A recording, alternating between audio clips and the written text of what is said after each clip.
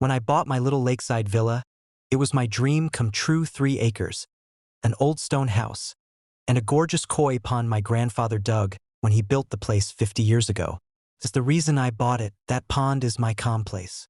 A bit of peace when the world's chaos catches up. And trust me, I know chaos. I'm a reservist Army Corps of Engineers.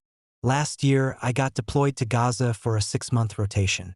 It wasn't easy, but that's the life I signed up for.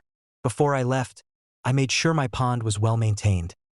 Hired a local company to feed the koi, keep the pumps running, and handle any HOA nonsense.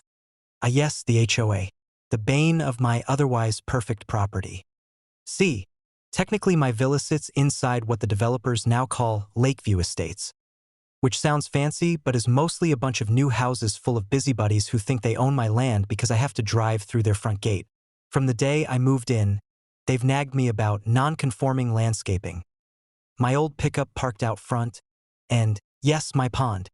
They claimed my pond was hazardous standing water that could attract mosquitoes and lower community aesthetics. I pointed out it was clearly shown on my deed, inspected and registered as a water feature. They backed off for a while, until I got that deployment order. While I was halfway across the world building temporary hospitals, they decided to get sneaky.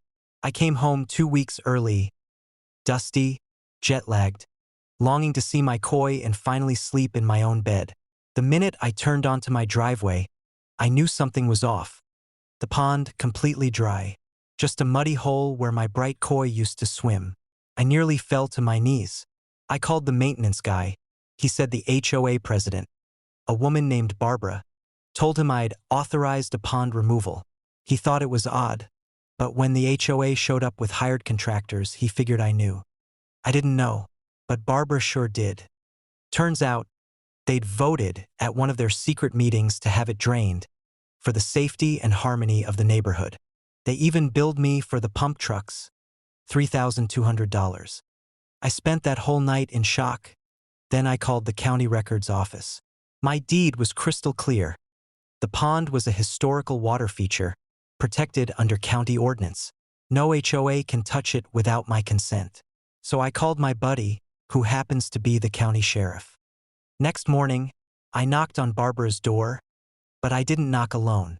Sheriff Ellis was right beside me.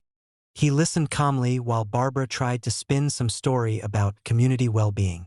He asked her one question, "Did you have a court order?" She didn't. He asked her another, "Did you notify the property owner in writing?" She hadn't.